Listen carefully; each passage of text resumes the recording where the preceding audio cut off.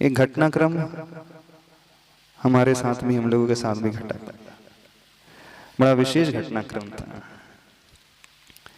ये बात 2009 की, जब ग्रीष्म काल का प्रवास बड़े बाबा के चरणों में था कुंडलपुर में। उस समय संघ में हम थे और भी बहुत सारे महाराज जी थे, आगम सागर जी, पुनीत सागर जी, दुर्लभ सागर जी और सहज सागर, 5 महाराज जी। मन में एक विचार आया कि स्वाध्याय करना है, परीक्षा मुख ग्रंथ का स्वाध्याय है, न्याय का ग्रंथ है, तो न्याय पढ़ने की ललक थी, इच्छा थी। उस ग्रंथ का स्वाध्याय मिलकर के करेंगे। चूंकि गर्मी का समय था, प्रातःकाल भक्ति के पश्चात, शुद्धि आदि के पश्चात बड़े बाबा के दर्शन करके लौटते थे। वहीं जहां आपने देखा हुआ कुआं है, उसके सामने एक बहुत बड़ा वृक्ष है, देखा हो, याद है? उसी वृक्ष के नीचे पूज्यवर निर्यापक श्रमण योग सागर महाराज जी बैठ करके माला फेरते थे, और उसी के निकट हम सभी 5 मुनि महाराज उस ग्रंथ का स्वाध्याय करते थे। कुछ दिन हो गए स्वाध्याय करते करते, तो पूज्यवर योग सागर महाराज जी ने पूछा, आप लोग इस न्याय ग्रंथ का स्वाध्याय कर रहे हो, बहुत अच्छी बात है, स्वाध्याय करना कोई बुरी बात नहीं होती, पर एक बात बताओ, आप लोगों ने आचार्य प्रवर से पूछा भी कि नहीं पूछा, कि बिना पूछे ही अपने आप ही शुरू कर दिया? अब जैसे ही बड़े महाराज जी ने ये प्रश्न रखा तो मन में थोड़ा सा विचार आया, बात तो सही कही महाराज जी ने, हम लोगों ने आचार्य भगवान से तो पूछा था ही नहीं। क्यों नहीं पूछा था, उसका कारण भी हम बता देते, क्योंकि डर लग रहा था कि गुरुवर कहीं मना ना कर दे, क्योंकि गुरुवर की एक बहुत बड़ी विशेषता है। गुरुवर ये कहते हैं, बड़ों से अध्ययन करना चाहिए, बड़ों से शिक्षण ग्रहण होना चाहिए। साधर्मी लोग आपस में एकदम से बैठ कर के अध्ययन ना करें, क्योंकि गहराई की कमी होती है, और जब गहराई की कमी होती है, 5 लोग 8 लोग मिलकर के कुछ पढ़ेंगे तो सबका ज्ञान भी उतना होता नहीं है, समझ भी उतनी नहीं होती है, सब अपने अपने बुद्धि के अनुसार कुछ अर्थ अलग अलग निकाल सकते हैं। जब अपनी अपनी बुद्धि आ जाती है, अर्थ भिन्न भिन्न निकलने लगते हैं, अथवा मत एक जैसे मैच नहीं करते हैं, तो एक सबसे बड़ा ड्रॉबैक होने की संभावना रहती है। जब आपके विचार किसी और से न मिले तो क्या हो जाता है, आप अपनी बात पर कायम रहते कि नहीं, मैं बिल्कुल सही कह रहा हूं, हमारी दृष्टि में इसका अर्थ ऐसा ही है। अब दूसरा व्यक्ति है, वो भी समझदारी तो रहता है, वो कहता कि नहीं, हमारी दृष्टि में इसका अर्थ ऐसा है। अब 4 लोग मिल रहे हैं, 4 लोग मिलकर के कुछ पढ़ रहे हैं, तो कई प्रसंग ऐसे आ सकते हैं, क्योंकि विषय क्लिष्ट होता है, कठिन होता है, तो एकदम से सबको समझ में ना आए, और सबके point of view different different हो सकते हैं। और ऐसी कंडीशन यदि निर्मित हो जाती है, तो फिर जो उद्देश्य स्वाध्याय का होना चाहिए वो उद्देश्य तो रहेगा नहीं। उद्देश्य क्या रहता है स्वाध्याय का, पता है आप लोगों को? हाँ, ज्ञान का विकास ही नहीं, ज्ञान का विकास तो बहुत छोटा उद्देश्य होता है। राग और द्वेष की हानि, क्या स्वाध्याय का उद्देश्य होता है? समता की प्राप्ति। हानोपादान उपेक्षाश्च फलम ज्ञानस, ज्ञान का फल क्या हो? हान, उपादान और उपेक्षा, यानी हमारे भीतर राग द्वेष की हानि होना चाहिए, हमारे भीतर कुछ बढ़ना चाहिए। क्या बढ़ना चाहिए? जो ज्ञान है, समझ है, विवेक है, अच्छी बातें हैं, उसका विकास होना चाहिए। और तीसरी स्टेज आती है उपेक्षा। उपेक्षा मीन्स एकदम माध्यस्थ भाव, समता का भाव, पूर्ण अध्यात्म का भाव। यानी निर्विकल्प रहने की जो साधना होती है वो किससे प्राप्त होती है? स्वाध्याय से, ज्ञान से। अब स्वाध्याय अपन पढ़ कर रहे हैं और स्वाध्याय को लेकर ही यदि एक दूसरे में मनमुटाव हो जाए तो फिर तो उल्टा रिएक्शन हो जाएगा। तो फल ना निकल करके उसका क्या निकल गया? दुष्फल निकल जाता है। तो ये संभावना बनी रहती है। देखना आचार्य भगवान की बहुत बड़ी दूरदृष्टि रहती है, जो हम लोग नहीं सोच सकते हैं, सामान्य व्यक्ति नहीं सोच सकता है, वो बातें आचार्य भगवान गहराई से सोच लेते हैं। यानी आचार्य भगवान वहां का देख लेते हैं जहां तक हमारी नजर जाती ही नहीं। आचार्य भगवान इतना दूर का देख लेते हैं। तो ये दूरदृष्टि का परिणाम है, गुरुवर का, उनकी दृष्टि का परिणाम है कि वे कभी भी इस प्रकार से कोई भी कदम उठाने के पूर्व पहले कई बार सोचते हैं, विचारते हैं, फिर उसका निर्णय करते हैं क्या करना चाहिए, क्या नहीं करना चाहिए। और शिष्यों को चलाना हो, संघ का संचालन जब करना हो, तो उसमें और प्रवीणता की आवश्यकता, एक्सपर्टीज की आवश्यकता होती है। हर किसी के बस की बात नहीं होती है कि वो इतने बड़े समूह को संचालित कर ले। घर में माता पिता अपने 2 बेटों को नहीं संभाल पाते। हाँ? 2 पुत्र होते हैं, 2 बच्चे होते हैं, दोनों भिन्न भिन्न दिशाओं में निकल जाते हैं। वे उन्हें रोक करके रखना चाहे, एक साथ बांध करके रखना चाहे, अपनी इच्छानुसार दिशा में चलाना चाहे, तो पिता की दिशा अलग रहेगी, बड़े पुत्र की दिशा अलग रहेगी और छोटे पुत्र की दिशा अलग रहेगी। तो घर में 2 बच्चों को संभालना कितना कठिन होता है आज के जमाने में। और एक स्थिति वह है जब हजारों लोगों को मैनेज करना। वे दोनों बच्चे आपके ही वंश और आपके ही अंश, आप ही का खून उनमें है। देखना, आप ही से उनकी उत्पत्ति हुई है, जीन्स भी आपके द्वारा, ब्लड भी आपके द्वारा, सब कुछ आपके द्वारा।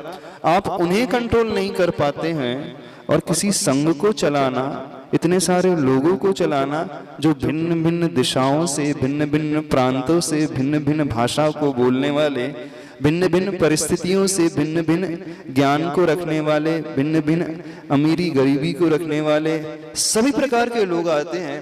अब उनको मैनेज करना सबसे मोस्ट डिफिकल्ट टास्क होता है दुनिया का, होता है कि नहीं?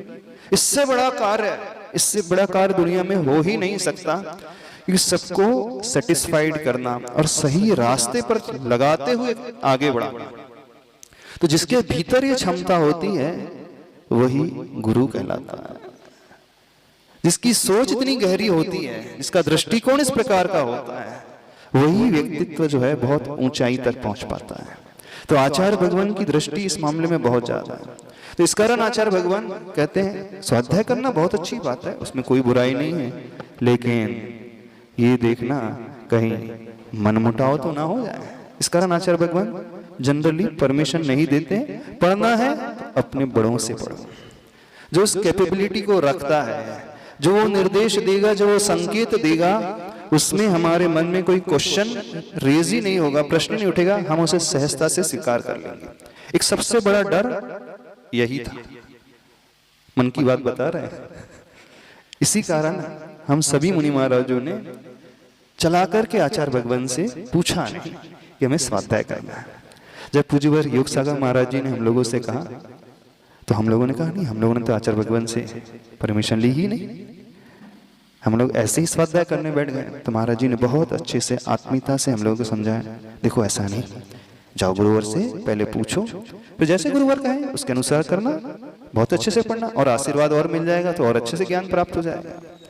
अब हम लोग आचार्य भगवान के पास गए, दोपहर का वक्त था, सामायिक के पश्चात गर्मी का समय था। तो आचार्य भगवान छोटे से कमरे में, तखत के ऊपर नहीं, छोटे से, वहां जब सामायिक करते थे गर्मी में तो वहां मिट्टी की टाइल्स लगी थी। यदि आपने पुराना संत निवास देखा हो, ज्ञान साधना केंद्र देखा हो, जो फ्लोरिंग थी माटी वाली टाइल्स की थी।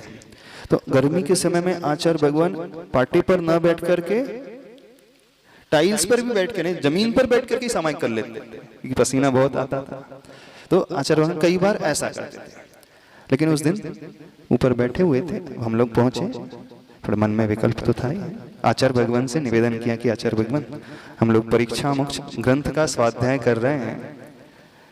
महाराज जी वहीं बैठे थे, हम लोगों ने आपसे पहले पूछा नहीं। महाराज जी ने हम लोगों को निर्देश किया कि जाओ गुरुवर से पूछ करके आओ, आज्ञा लो, आशीर्वाद ग्रहण करो, फिर अच्छे से पढ़ो। तो मन में थोड़ा सा डर तो था, डरते डरते गुरुवर से निवेदन किया। गुरुवर ने जानते हो क्या कहा? उस समय जो शिक्षा दी थोड़ी डांट करके, प्रत्यक्ष में रहते हुए भी आप लोग बिना पूछे कर लोगे, बिना पीछे स्वाध्याय कर लोगे, तो फिर परोक्ष में क्या होगा? और हमें आप लोगों से तो ये उम्मीद थी ही नहीं कि आप लोग बिना पूछे कर लोगे। पहले थोड़ा सा डांट करके जोर से बोला। इसका अर्थ है आप लोग गुरु की आज्ञा तो मानते नहीं। क्या डर था आप लोगों को पूछने में? क्यों नहीं आप लोगों ने पूछा? कोई बात थी? शुरुआत करने के पहले पूछने आना था। अब योग सागर महाराज जी ने कहा है, अब उनके कहने पर आप लोग पूछने के लिए आ रहे हो। इसका अर्थ यदि वो नहीं कहते तो आप तो पूछने ही नहीं आते। तो हम लोग सब शांत, सिट्टी पिट्टी गुम हो गई हो जाती है कि नहीं? वैसे ही गुरुवर के पास जाते हैं, अच्छों की सिट्टी पिट्टी गुम हो जाती है, कोई कुछ बोल ही नहीं पाता है। और यदि गुरुदेव थोड़ा तेज बोल रहे हो तो, और अपन ने गलती की हो तो फिर तो और थोड़ा सा भय अंदर से लगने लगता है। तो सब हाथ जोड़े हम लोग, गर्दन नीचे झुकाए, आचार्य भगवान की शिक्षा को सुनते रहे। शिक्षा क्या कहे, डांट को सुनते रहे। आचार्य भगवान ने पहले तो बहुत थोड़ा सा बोला, ये बिल्कुल ठीक नहीं है, ऐसा नहीं होना चाहिए, प्रत्यक्ष में आप लोग बिना पूछे कर लोगे। हाँ मानते हैं कि स्वाध्याय करना था, लेकिन पूछा क्यों नहीं, पहले ये बताओ। तो धीरे से हम लोग ने कहा, आचार्य भगवान हमने कहा धीरे से कि डर लग रहा था। किस बात का डर लग रहा था? कहीं आप मना ना कर दें। अच्छा, इस बात का डर लग रहा था, यानी आपको पहले से पता था कि हम मना भी कर सकते हैं? नहीं, हाँ लग रहा था। थोड़ी मन में इच्छा थी कि ग्रंथ पढ़ना है। देखो, बिना गुरु की आज्ञा के यदि पढ़ भी लोगे ना तो वो ज्ञान कभी काम नहीं आएगा। इस बात को याद रखना। ज्ञान तब काम में आता है जब पूर्ण विनय भाव होता है, जब पूर्ण बहुमान होता है, तब उस ज्ञान का फल मिलता है। ऐसे कभी ज्ञान कभी काम नहीं आता। अभी तक तो तेज थे, अब इसके तुरंत बाद अब गुरुदेव का पूरा अप्रोच बदल गया। अभी तक गर्म पट्टी चल रही थी, थोड़ी देर तक गुरुदेव ने बहुत तेज आवाज में बोला। फिर जैसे देखा पांचों लोग एकदम सहम से गए, डर से गए। भले ही आज्ञा का उल्लंघन किया था, लेकिन कार्य गलत तो नहीं किया था। अब आचार्य भगवान ने ठंडी पट्टी शुरू करना शुरू किया। अब बहुत पोलाइटली धीरे धीरे समझाने लगे, देखो यदि विनय सहित पूछते, पहले आकर के पूछते तो कितना अच्छा होता। फिर आचार्य भगवान ने एक दृष्टांत सुनाया।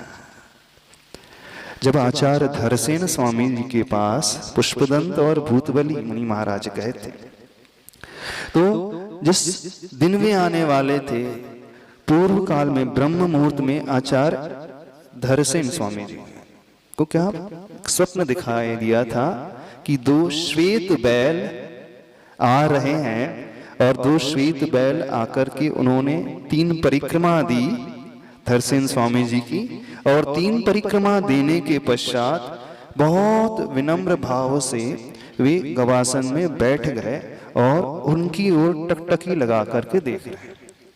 बस जैसे ही उन्होंने सपना देखा, उनकी निद्रा चली गई, और उठते ही उनके मुख से जानते सबसे पहले क्या शब्द निकला था? जयदु सुध देवता।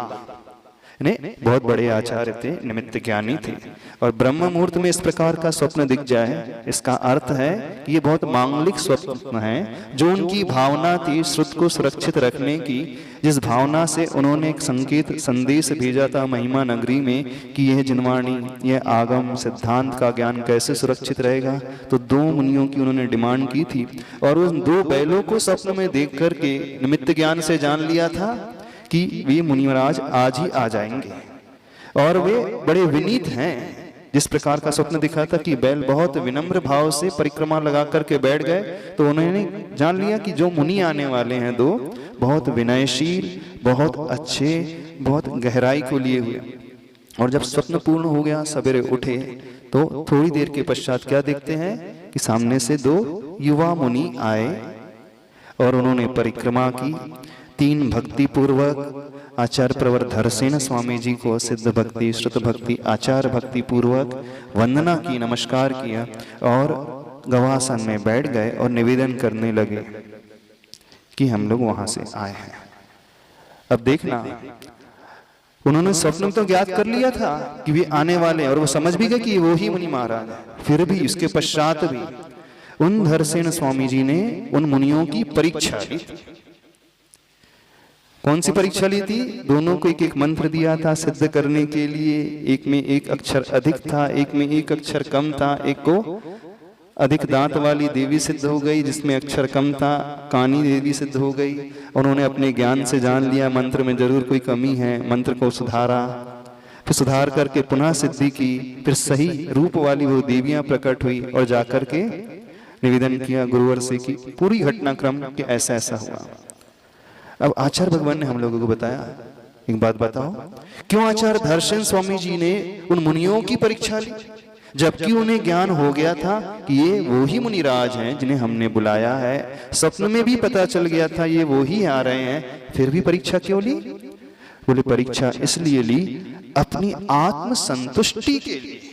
हम जानते हैं कि सही है, लेकिन आत्म संतुष्टि के लिए उनकी परीक्षा ली जाती है और देखा जाता है कि ये कितने विनयशील हैं, कितने अच्छे से गहराई को लिए हुए हैं।